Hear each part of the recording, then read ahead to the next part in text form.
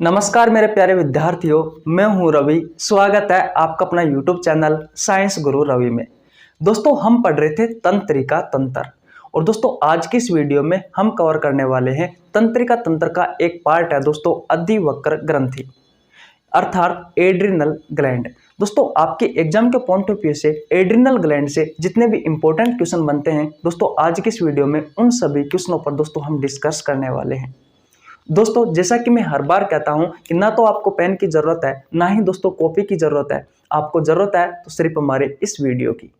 आप हमारा वीडियो देख लीजिए और दोस्तों अंतःस्रावी ग्रंथि नामक खतरनाक बीमारी को आप जड़ से खत्म कर सकते हो। दोस्तों, अगर आप हमारे चैनल पर नए आए हो तो मैं आपको बता दूं, मैं बायोलॉजी की चैप्टर वाइज एमसीक्यू करवाता हूं।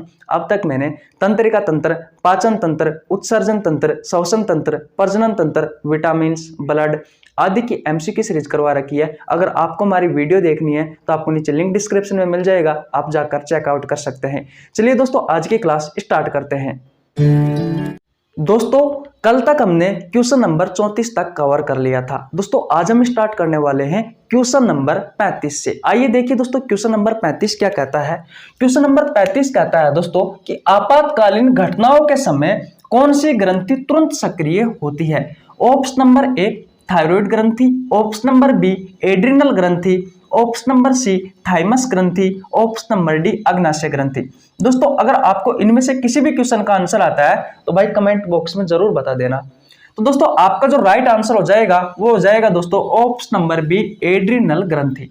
दोस्तों, आपातकालीन घटनाओं के समय क्वेश्चन आपसे पूछा है कि आपातकालीन घटनाओं के समय आपके शरीर में कौन सी ग्रंथि सक्रिय हो जाती है। तो दोस्तों, कौन सी ग्रंथि सक्रिय हो जाती है?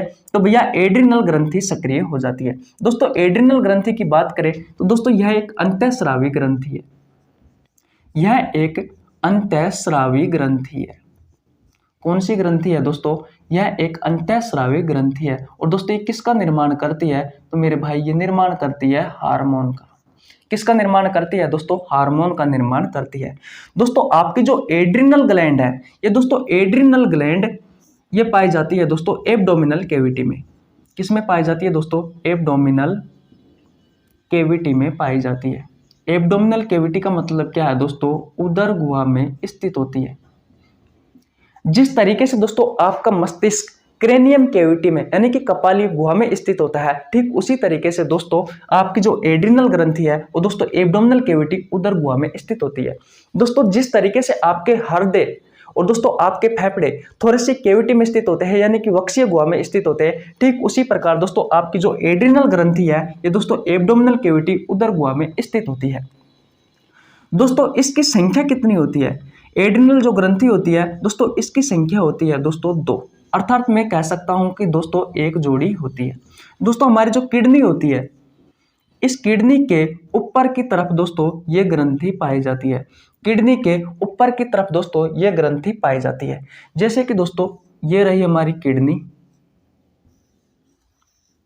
और दोस्तों किडनी के ऊपर की तरफ ठीक इस तरीके से दोस्तों ये 2 संरचना आपको दिखाई दे रही है दोस्तों। ये ऊपर वाली किडनी के जस्ट ऊपर वाली ये दोनों दोस्तों अधिवक्र ग्रंथि है। दोस्तों, इसका जो अंदर वाला भाग है जो कि दोस्तों ब्लैक पेन से मैंने आपको डार्क कर रखा है, ये ब्लैक पेन से ये वाला भाग है दोस्तों, इस भाग को तो नाम दिया गया है मेडुला। क्या नाम है दोस्तों? मेडुला। इसे कहा गया है दोस्तों हिंदी में पिंड वाला भाग। और दोस्तों जो बाहर वाला भाग है ये वाला, इस वाले भाग को नाम दिया गया है दोस्तों कोर्टेक्स। क्या नाम दिया गया है दोस्तों? कोर्टेक्स वल्कुट।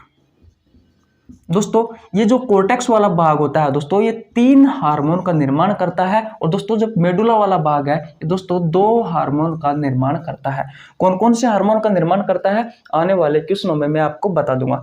फिलहाल आपको ये ध्यान रखना है दोस्तों कि आपातकालीन घटनाओं के समय दोस्तों कौन सी ग्रंथि तुरंत सक्रिय होती है। तो दोस्तों एड्रिनल जो ग्रंथि होती है दोस्तों ये तुरंत सक्रिय होती है। एड्रिनल ग्रंथि दोस्तों एक अंतःस्रावी ग्रंथि है जो कि दोस्तों हार्मोन का निर्माण करती है।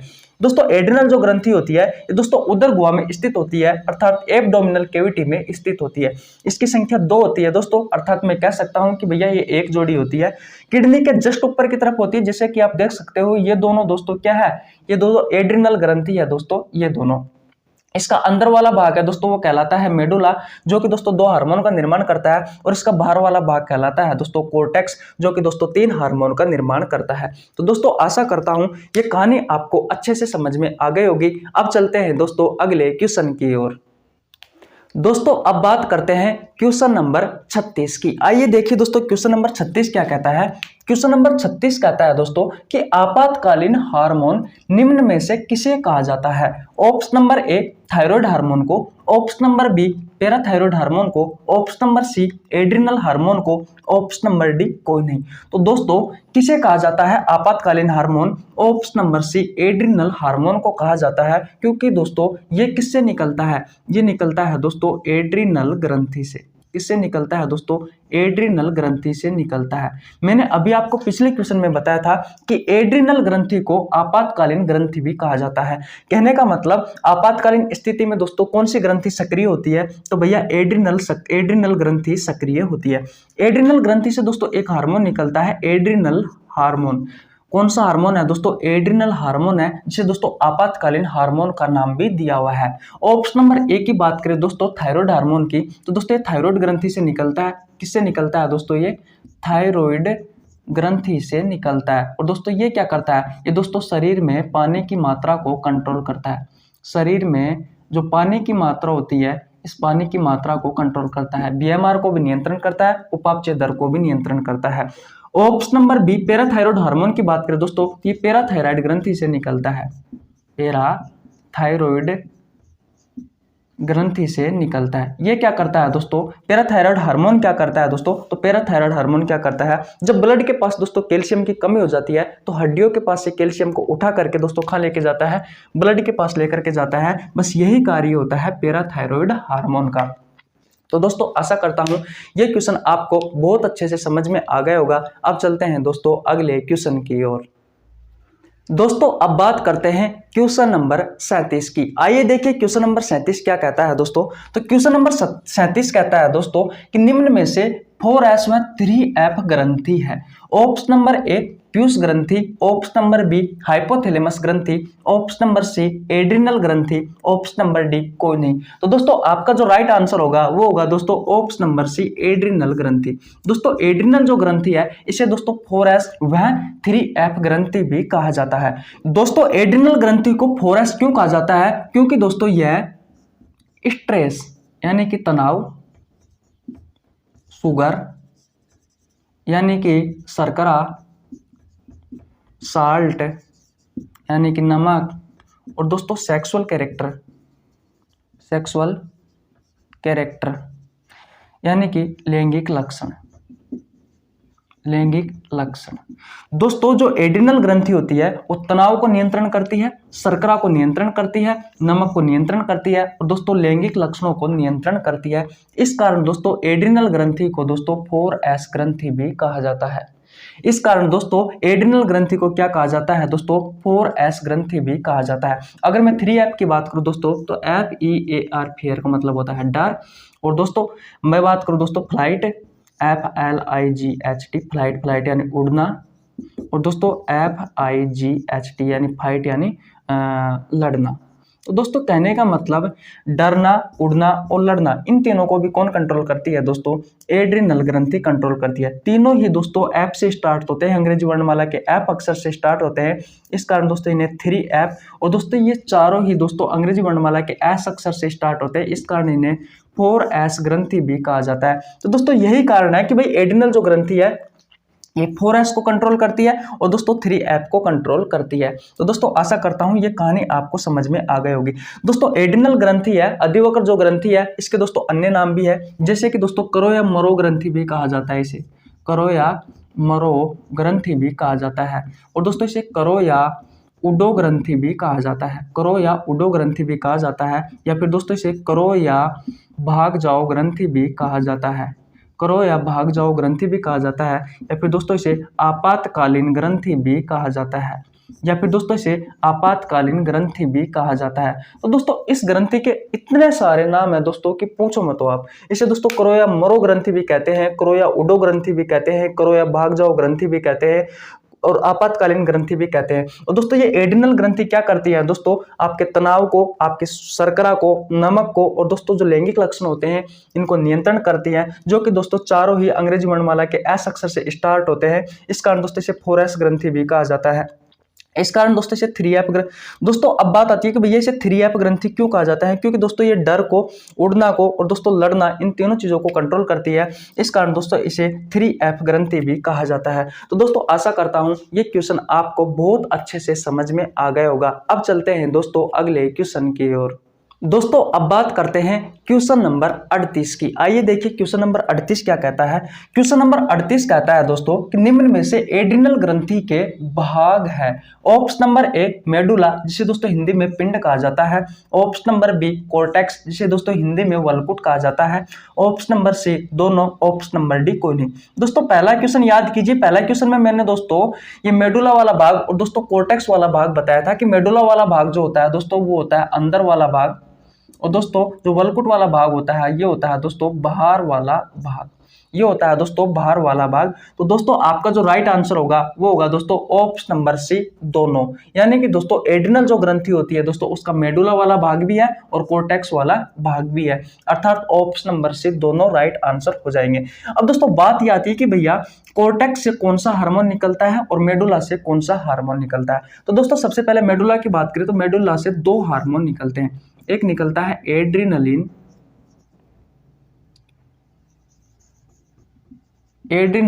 और एक निकलता है दोस्तों नोर एड्रिनलिन,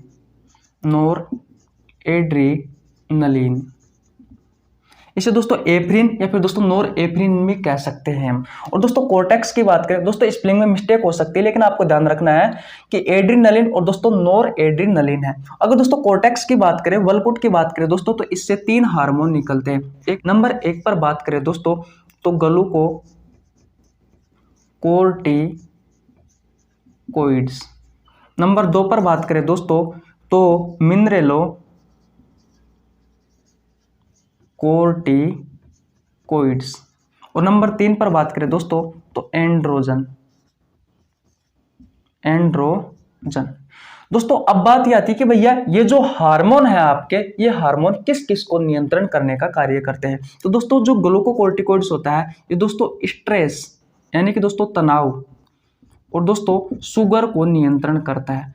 भैया आप यूं कहोगे कि भैया जो शुगर होता है, इस शुगर को तो दोस्तों वो नियंत्रण करता है, कौन नियंत्रण करता है दोस्तों, शुगर को नियंत्रण करता है इंसुलिन हार्मोन। लेकिन हाँ दोस्तों इंसुलिन हार्मोन शुगर को नियंत्रण तो करता है, लेकिन सिर्फ वो ब्लड में शुगर को नियंत्रण करता है। लेकिन दोस्तों जो यहाँ पर जो ग्लूकोकोर्टिकोइड्स है वो आपकी कोशिकाओं में, आपके ऊतकों में, आपके अंगों में जो शुगर होती है दोस्तों उसको नियंत्रण करने का कार्य करता है। मिनरलोकोर्टिकोइड्स की बात करें दोस्तों तो यह साल्ट को अर्थात नमक को नियंत्रण करता है। और दोस्तों एंड्रोजन जो होता है दोस्तों, एंड्रोजन जो होता है ये क्या करता है दोस्तों, जो आपके लैंगिक लक्षण होते हैं, सेक्सुअल कैरेक्टर होते हैं, लैंगिक लक्षण, उनको नियंत्रण करने का कार्य करता है। दोस्तों एड्रिनल ग्रंथि और नोर एड्रिनल जो ग्रंथि है दोस्तों, इन दोनों को मिलाकर के दोस्तों इमरजेंसी हार्मोन या दोस्तों आपातकालीन हार्मोन कहा जाता है, आपातकालीन हार्मोन कहा जाता है।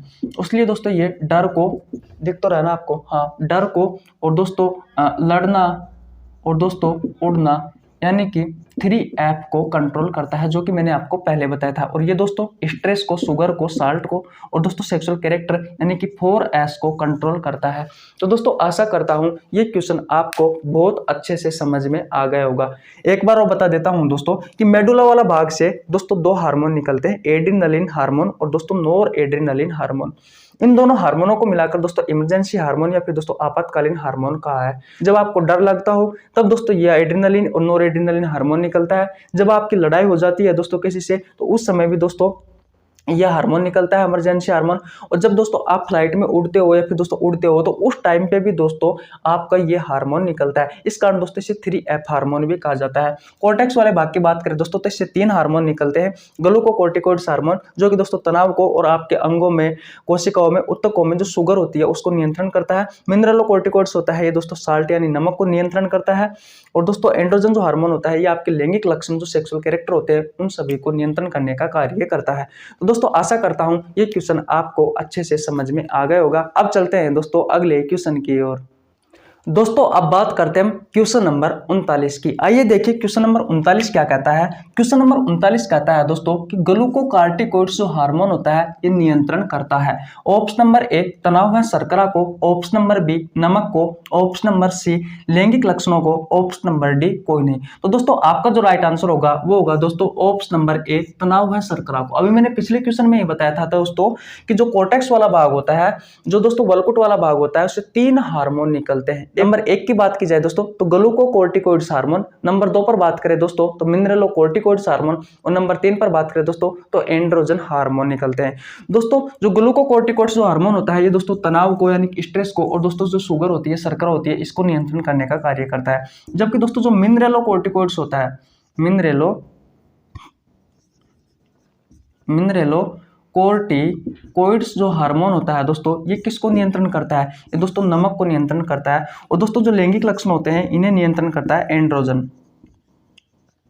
कौन नियंत्रण करता है दोस्तों? एंड्रोजन हार्मोन नियंत्रण करता है। तो दोस्तों आशा करता हूं ये क्वेश्चन आपको अच्छे से समझ में आ गया होगा। अब चलते हैं अगले क्वेश्चन की ओर।